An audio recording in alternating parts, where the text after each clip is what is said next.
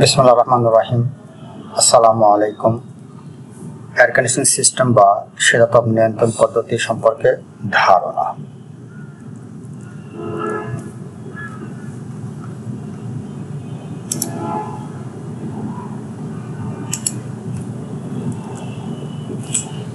উপস্থাপনায় আমি Abu Mohammad Atiqullah, chief instructor ও বিভাগীয় প্রধান, technical refrigeration and air conditioning, RSE, Dhaka polytechnic institute, Tejgaon শিল্প এলাকা, ঢাকা 1208।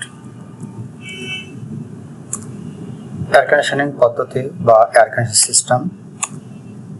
এই পাঠ শেষে আমরা যা শিখব, এয়ার কন্ডিশনিং সিস্টেম সম্পর্কে ধারণা, এসির প্রকারভেদ সম্পর্কে ধারণা।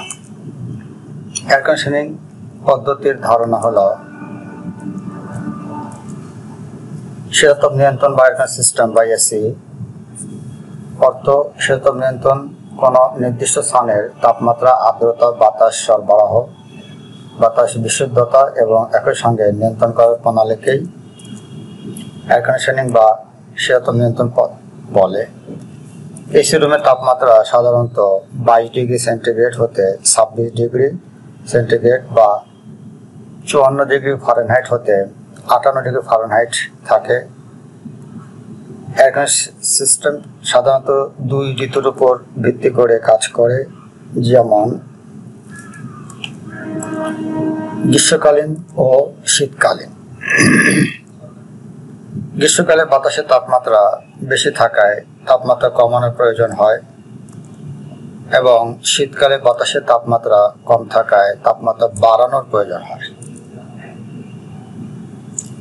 এসির প্রকারভেদ বা টাইপ অফ এসি। প্রধান কার্যক্রমের উপর ভিত্তি করে এসি দুই প্রকার, যেমন মানুষের আরামদায়ক বা কমফর্ট এয়ার কন্ডিশনার, শিল্প কারখানায় বা ইন্ডাস্ট্রিয়াল এ ব্যবহৃত এয়ার কন্ডিশনার।